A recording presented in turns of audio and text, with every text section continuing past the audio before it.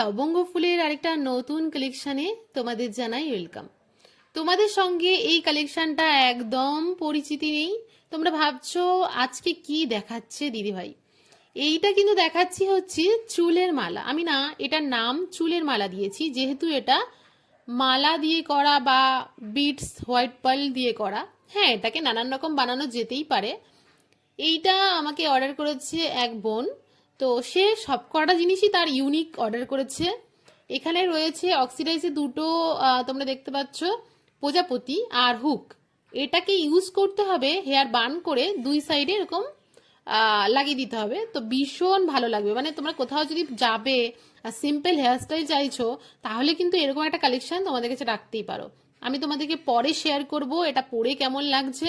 এইটা কিন্তু ভীষণ সুন্দর একটা অ্যাক্সেসরিজ, ওপেন হেয়ারেও সুন্দর করে দেওয়া যাবে।